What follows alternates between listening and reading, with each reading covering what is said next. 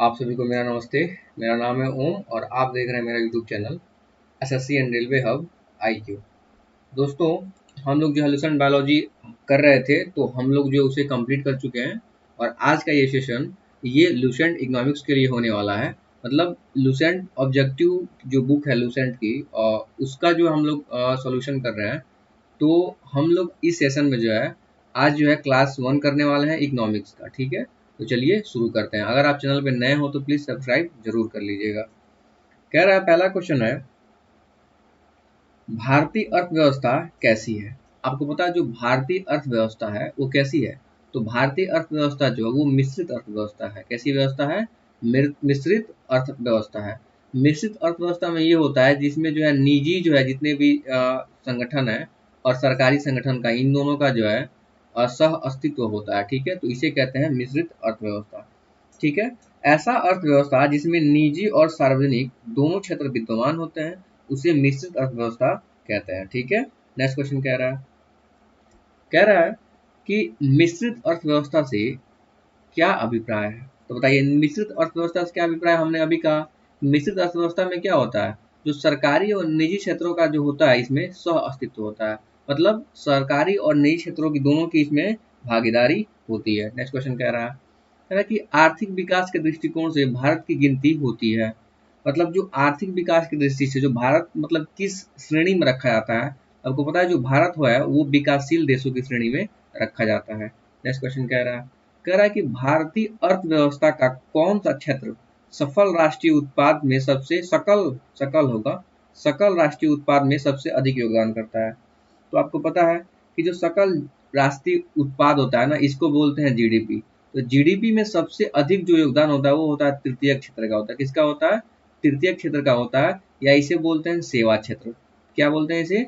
सेवा क्षेत्र बोलते हैं। ठीक है, जो द्वितीय क्षेत्र होता है इसमें जो है इसको बोलते हैं विनिर्माण क्षेत्र।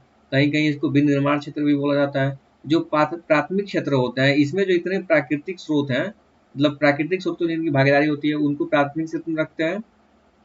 और तृतीय क्षेत्र में जो है सेवा को क्षेत्र कहा जाता है। इसमें जो है इससे इस क्षेत्र का जो है जीडीपी में बहुत बड़ा योगदान होता है। ठीक है, चलिए, और ये होता कितना है, ये 55% जो है ये जीडीपी का जो है अकेले जो है इसमें इसकी भागीदारी होती है।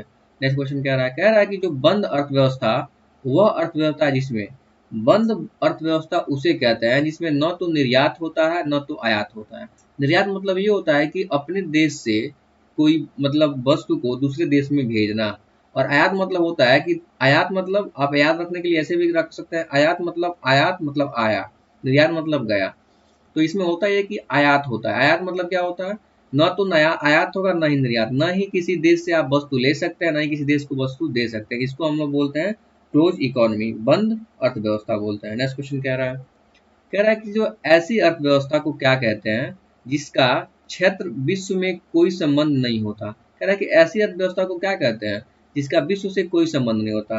मैंने अभी कहा कि जिसमें जो है एक बंद अर्थव्यवस्था होती है उसमें क्या होता है, न तो निर्यात होता है न तो आयात होता है। मतलब इससे इसका किसी भी देश से या विश्व से इसका कोई संबंध नहीं है।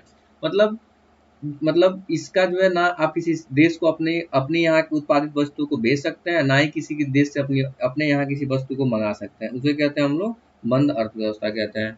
नेक्स्ट क्वेश्चन कह रहा है कि यह सत्य होगा कि भारत को परिभाषित किया जाए। मतलब भारत को कैसी मतलब परिभाषित करना सही रहेगा। तो देखिए कह रहा है कि एक श्रम अधिक वाली अर्थव्यवस्था के रूप में। आपको पता है कि जो भारत एक विकासशील देश है, यहाँ कृषि पे सबसे अधिक लोग निर्भर करते हैं। ठीक है, तो इसलिए कह रहा है कि यहाँ पे श्रम अधिक वाली अर्थव्यवस्था के रूप में भारत को परिभाषित किया जाता है। नेक्स्ट क्वेश्चन कह रहा है कि किसी देश की आर्थिक विकास दर निर्भर करता है।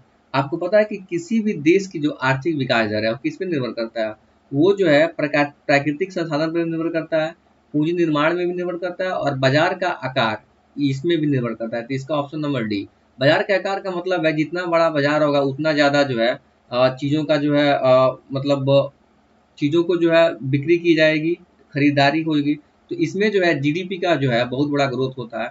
और जीडीपी आपको पता ही है कि एक वर्ष के अंदर किसी देश की सीमा के भीतर किसी वस्तु को जो है जितना जो है वस्तु और सेवाओं के जितने मूल्य हैं उनको जो है जीडीपी में रखा जाता है। और जीडीपी का फुल फॉर्म होता है ग्रॉस डोमेस्टिक प्रोडक्ट। ठीक है, नेक्स्ट क्वेश्चन देखिए कह रहा है कि ग्लोबलाइजेशन का क्या अर्थ है। इसको बोलते हैं वैश्वीकरण। वैश्वीकरण का मतलब क्या होता है? तो वैश्वीकरण का मतलब क्या होता है, इसमें जो है वैश्वीकरण में ये होता है कि घरेलू अर्थव्यवस्था का वैश्विक अर्थव्यवस्था के साथ एकीकरण। मतलब जो घरेलू अर्थव्यवस्था को जब विश्व के अर्थव्यवस्था के साथ जोड़ा जाता है उसे कहते हैं हम लोग ग्लोबलाइजेशन।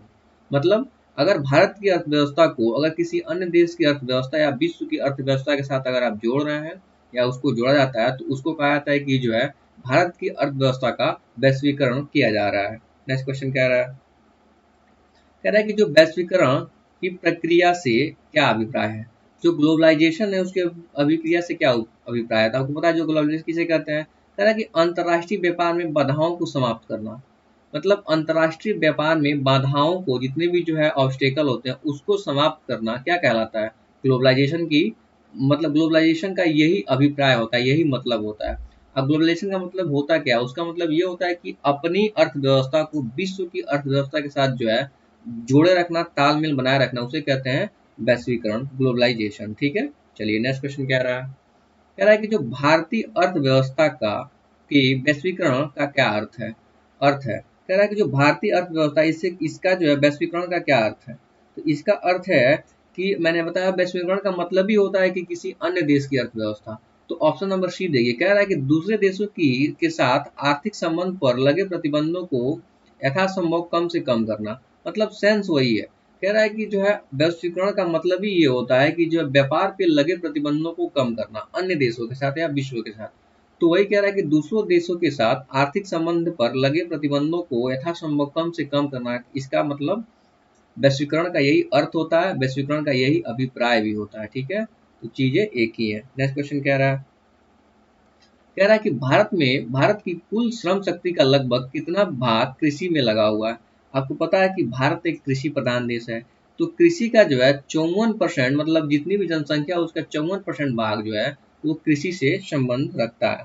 ठीक है, यहाँ पे ज्यादातर लोग कृषि पे निर्भर करते हैं। नेक्स्ट क्वेश्चन कह रहा है, कह रहा है कि भारत में अधिकतर बेरोजगारी किस चीज के है। तो देखिए भारत में जो अधिकतम बेरोजगारी है वो कैसी है, संरचनात्मक बेरोजगारी है।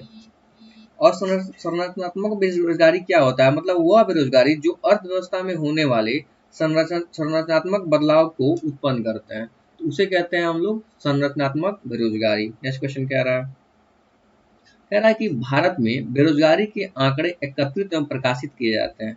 तो देखिए जो भारत में जो बेरोजगारी के जितने भी आंकड़े हैं उसको जो इकट्ठा करके और जो पब्लिश किया जाता है वो किसके द्वारा किया जाता है, वो किया जाता है एनएसएसओ द्वारा। कौन, एनएसएसओ द्वारा। तो ऑप्शन नंबर सी इसकी जो है करेक्ट आंसर होगी।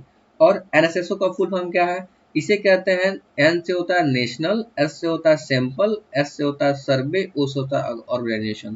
तो नेशनल सैंपल सर्वे ऑर्गेनाइजेशन, आप इसे नोट करिएगा, नेशनल सैंपल सर्वे ऑर्गेनाइजेशन इसका फुल फॉर्म है। हिंदी में इसे कहते हैं राष्ट्रीय प्रतिदर्श सर्वेक्षण संगठन। ठीक है, चलिए। और इसकी स्थापना कब किया गया था, तो इसकी जो स्थापना होता है, जो फाउंड इसको किया गया था वो 1950 में किया गया था। तो आप इसे भी याद रख सकते हैं। नेक्स्ट क्वेश्चन कह रहा कि भारत में बेरोजगारी किस किस्म की पाई जाती है। तो आपको पता है कि जो भारत में बेरोजगारी पाई जाती है वो तीनों किस्म की पाई जाती है। कौन कौन, इसमें जो है ग्रामीण अल्प बेरोजगारी भी पाई जाती है, चक्रीय बेरोजगारी भी पाई जाती है और संरचनात्मक बेरोजगारी भी पाई जाती है। तो भारत में जो है किस तरह की बेरोजगारी किस पाई जाती है, तो ऑप्शन नंबर डी इसका सही आंसर है। नेक्स्ट क्वेश्चन कह रहा है,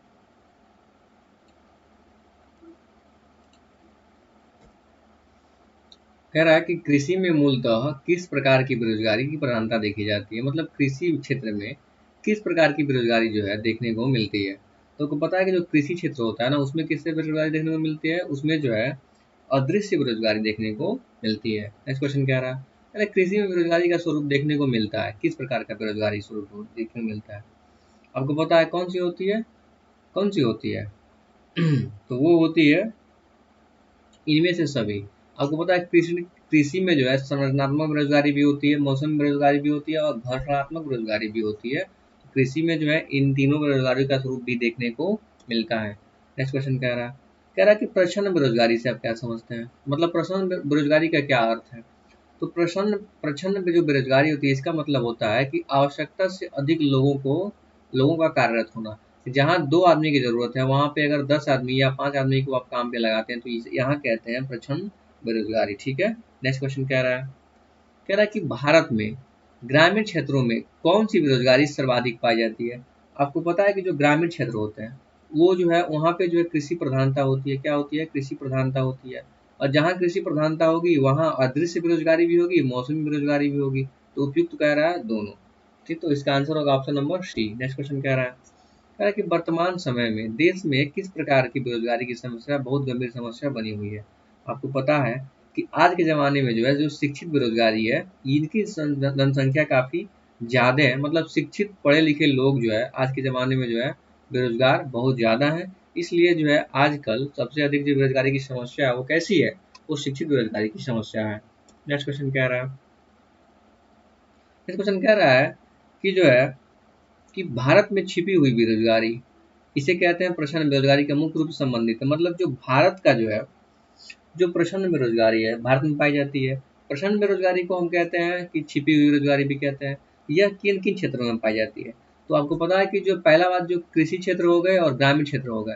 कृषि क्षेत्र कैसे सबसे ज्यादा कहाँ होते हैं? ग्रामीण ग्रामीण क्षेत्रों में ही होते हैं। तो कृषि क्षेत्र में और ग्रामीण क्षेत्र में सबसे अधिक कैसी बेरोजगारी पाई जाती है? प्रछन्न बेरोजगारी पाई जाती है। तो ऑप्शन नंबर जो है डी इसका सही आंसर है। ठीक है, चलिए नेक्स्ट क्वेश्चन कह रहा है, कि संरचनात्मक बेरोजगारी का कारण क्या है। आपको पता है कि जब संरचनात्मक बेरोजगारी का क्या कारण है? इसका कारण ये है कि अपर्याप्त उत्पाद क्षमता, मतलब उत्पाद जो क्षमता है वो पर्याप्त न होना, वही जो क्या है संरचनात्मक बेरोजगारी का सबसे बड़ा कारण है। नेक्स्ट क्वेश्चन कह रहा है, कि शहरी क्षेत्रों में आमतौर पर किस प्रकार की बेरोजगारी दिखाई देती है। आपको पता है कि शहर के लोग थोड़ा ज़्यादा पढ़े लिखे होते हैं गांव की अपेक्षा। तो शहर में जो है शिक्षित बेरोजगारी सबसे ज़्यादा होती है। नेक्स्ट क्वेश्चन कह रहा है, कि प्रछन्न बेरोजगारी का सही अर्थ समानता क्या है। तो आपको पता है कि जहाँ श्रम की सीमांत उत्पादकता शून्य है, इसको जो है इकोनॉमी में जो है इसको बोलते हैं प्रछन्न बेरोजगारी। तो प्रछन्न बेरोजगारी का समान अर्थ क्या है? जहाँ श्रम की सीमांत उत्पादकता शून्य हो। नेक्स्ट क्वेश्चन कह रहा है, कि किस प्रकार की बेरोजगारी में स्नातक तथा स्नातकोत्तर मतलब जो यूजी हैं और जो पीजी डिग्री वाले हैं युवा नौकरियां प्राप्त नहीं कर सकता, नहीं कर पाते हैं। तो आपको पता है कि जो यूजी पीजी जो है जो स्नातक किए हुए बच्चे हैं या उनसे आगे की पढ़ाइयाँ कर रहे हुए बच्चे हैं, तो वो पढ़ाई के बावजूद भी क्या है बेरोजगार है। तो उन्हें जो है शैक्षिक बेरोजगारी के अंतर्गत रखा गया है। नेक्स्ट क्वेश्चन देखिए, कह रहा है कि यहाँ पे फिल करना है बेरोजगारी तब होती है जब लोगों को वर्ष के कुछ महीने के दौरान रोजगार नहीं मिल पाता है। तो देखिए ऐसा होता है मौसमी बेरोजगारी में। मौसमी बेरोजगारी में क्या होता है कि साल भर तो आदमी मतलब रोजगार तो करता है, मगर कुछ महीनों में जो है ये वर्ष के कुछ महीनों में जो है रोजगार नहीं मिल पाता है। तो इसे कहते हैं मौसमी बेरोजगारी। ठीक है, नेक्स्ट क्वेश्चन कह रहा है, कि जो प्रछन्न बेरोजगारी को और किस नाम से जाना जाता है। आपको पता है कि जो प्रछन्न बेरोजगारी को उसे कहते हैं अल्प रोजगार। क्या कहते हैं? अल्प रोजगार इसे कहते हैं। नेक्स्ट क्वेश्चन कह रहा है, कि जो प्रछन्न बेरोजगारी निम्न में से किसकी एक विशेषता है। आपको पता है कि जो प्रछन्न बेरोजगारी सबसे अधिक जो है कृषि में देखने को मिलता है। कहाँ देखने को मिलता है? कृषि में देखने को मिलता है। इसलिए जो है प्रछन्न बेरोजगारी कृषि की सबसे अधिक विशेषता है। नेक्स्ट क्वेश्चन कह रहा है, कि निम्न में से कौन भारत की गरीबी रेखा का निर्धारण करता है। आपको पता है कि ये कौन करता है? नीति आयोग करता है। नीति आयोग का गठन 2015 में किया गया। इसके पहले ये योजना आयोग के रूप में जाना जाता था। तो जो 2015 के पहले इसे कहा जाता था कि जो गरीबी रेखा का निर्धारण वो करता है योजना आयोग, बट अब कौन करता है? नीति आयोग। इसके जो अध्यक्ष होते हैं वो कौन होते हैं? पीएम होता है। कौन होते हैं? पीएम है। तो वर्तमान में इसके अध्यक्ष कौन है? तो वर्तमान में इसके अध्यक्ष कौन है? नरेंद्र मोदी है। और इसके जो है सीईओ कौन है? तो इसके जो सीईओ है वो कौन है? वो है अमिताभ कांत। कौन है? अमिताभ कांत अभी जो है वर्तमान में नीति आयोग के सीईओ हैं। और इनके जो सदस्य होते हैं वो कौन कौन होते हैं? तो जो नीति आयोग के जो है अध्यक्ष तो हो गए पीएम, जिनके सदस्य जो होते हैं ये जितने भी सीएम हैं, जितने भी राज्य के सीएम हैं या केंद्र शासित प्रदेश के सीएम हैं, वो नीति आयोग के सदस्य के रूप में होते हैं। नेक्स्ट क्वेश्चन कह रहा है, कि भारत के किस राज्य में गरीबी का प्रतिशत सबसे अधिक है। आपको पता है जो है वो जो है यहाँ पर आप गरीबी का प्रतिशत सबसे अधिक है, तो वो है छत्तीसगढ़। छत्तीसगढ़ राज्य में गरीबी का प्रतिशत सबसे अधिक है और है कितना ये? 39.93। ऑलमोस्ट जो है 40% जो है यहाँ पे जो है गरीब लोगों का जो है प्रतिशत है। इस श्रेणी में बिहार जो है चौथा स्थान पे आता है। यहाँ पे जो है 33.74 जो प्रतिशत गरीबी है। ठीक है, नेक्स्ट क्वेश्चन क्या रहा है, कह रहा है कि अल्प विकसित देशों में गरीबी का मुख्य कारण क्या है। आपको पता है जो अल्प विकसित देश हैं उनमें गरीबी का मुख्य कारण है आय में समानता। क्या है, आय में असमानता। तो आय में जो है असमानता मतलब आय समान न होना, ये गरीबी का मुख्य कारण किस देश में है, ये अल्प विकसित देशों में है। ठीक है, नेक्स्ट क्वेश्चन कह रहा है कि भारत में निर्धनता के स्तर का आकलन किया जाता है, किसके आधार पर किया जाता है। तो भारत में जो है निर्धनता का मतलब गरीबी, तो ऐसे क्वेश्चन पड़ता है भारत में गरीबी के स्तर का आकलन किया जाता है, किसके किसके आधार पर किया जाता है। तो ये है ऑप्शन नंबर सी, परिवार के उपभोग के व्यय पर के आधार पर क्या किया जाता है, गरीबी के, भारत में गरीबी के स्तर का आकलन किया जाता है। नेक्स्ट क्वेश्चन कह रहा है कि जो 20 सूत्री कार्यक्रम प्रारंभ किया गया था, तो ये 20 सूत्री कार्यक्रम ये कब प्रारंभ किया गया था, मतलब ये जो है मतलब किसके द्वारा प्रारंभ किया गया था, मतलब किस प्रधानमंत्री के मूल रूप से 20 सूत्री कार्यक्रम में मतलब स्टार्ट किया था। तो ये जो है इंदिरा गांधी के प्रधानमंत्री कार्यकाल में जो है ये जो है 20 सूत्री कार्यक्रम का प्रारंभ किया गया और इसकी घोषणा जो है 1975 में ही जो है किया गया था। ठीक है चलिए नेक्स्ट क्वेश्चन क्या रहा है, कह रहा है कि निम्न में से किस राज्य को अत्यधिक कुपोषण के कारण भारत का इथोपिया कहा जाता है। तो ये है मध्य प्रदेश। क्या है, मध्य प्रदेश। मध्य प्रदेश राज्य को अत्यधिक कुपोषण के कारण इसे कहता है भारत का इथोपिया कहा जाता है। ठीक है, नेक्स्ट क्वेश्चन कह रहा है कि निम्न में से कौन सा एक सूचकांक भारत में गरीबी की तीव्रता की माप के लिए सबसे उपयुक्त है।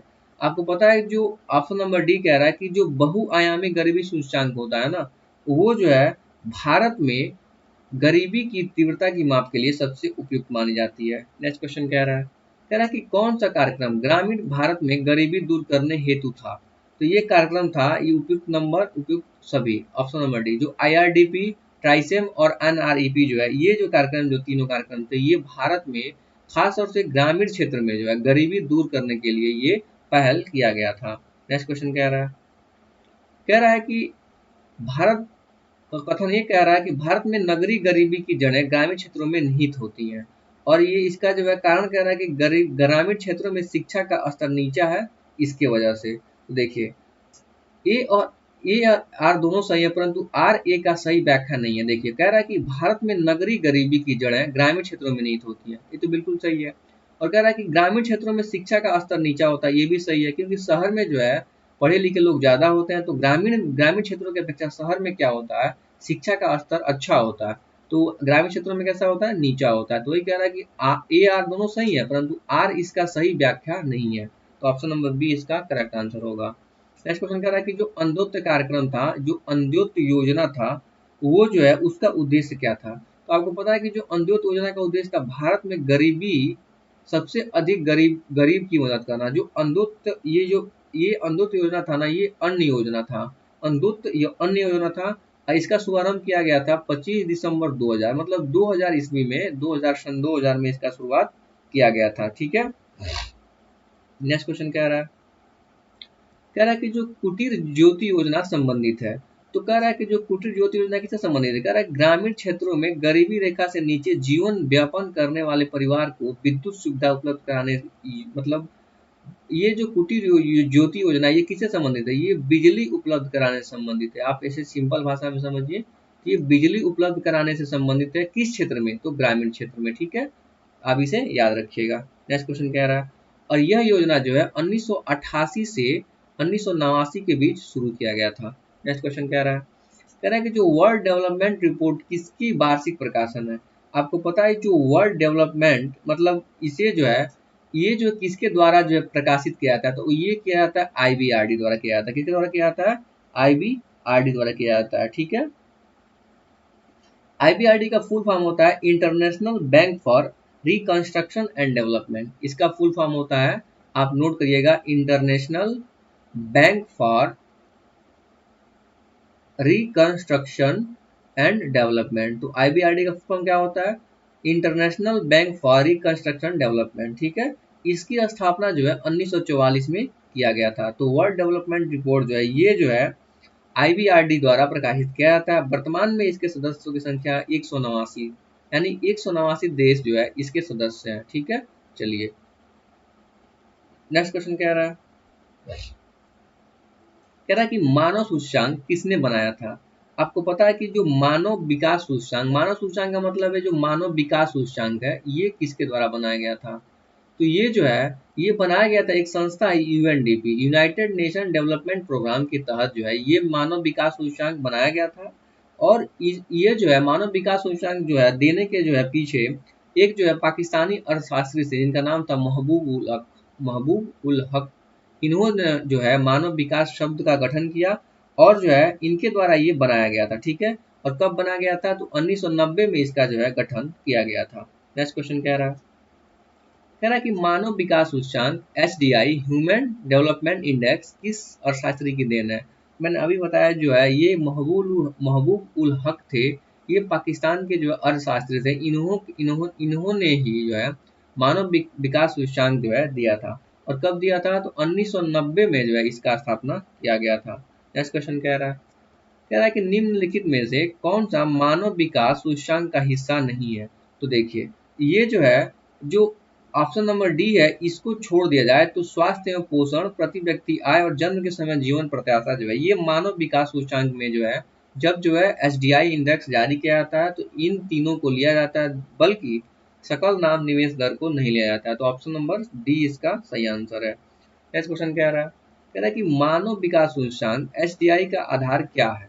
तो इसका आधार क्या है, तो इसका आधार है स्वास्थ्य, शिक्षा एवं जीवन स्तर। तो इसका आधार क्या है, स्वास्थ्य, शिक्षा एवं जीवन स्तर जो है इसका जो है सही आंसर है। कह रहा है कि राज्य स्तरीय मानव विकास रिपोर्ट जारी करने वाला प्रथम राज्य है। मतलब जो है राज्य स्तर पर जो मानव विकास रिपोर्ट है ये सबसे पहले किस राज्य द्वारा जारी किया गया था, तो ये जारी किया गया था मध्य प्रदेश द्वारा, ठीक है। और आपको पता है कि जो मध्य प्रदेश है ये उत्तर भारत में पड़ता है, इसकी राजधानी है भोपाल, ठीक है। तो आप इसे याद रखिएगा। नेक्स्ट क्वेश्चन कह रहा है कि जो संयुक्त राष्ट्र विकास कार्यक्रम है जिसको बोलते हैं UNDP, United Nation Development Programme, की मानव विकास रिपोर्ट के तर्ज पर भारत की पहली मानव विकास रिपोर्ट कब जारी किया गया था। तो ये कह रहा है कि इसका गठन तो 1990 में हुआ था, बस भारत के लिए जो है ये अप्रैल 2002 में जो है ये जारी किया गया था, ठीक है।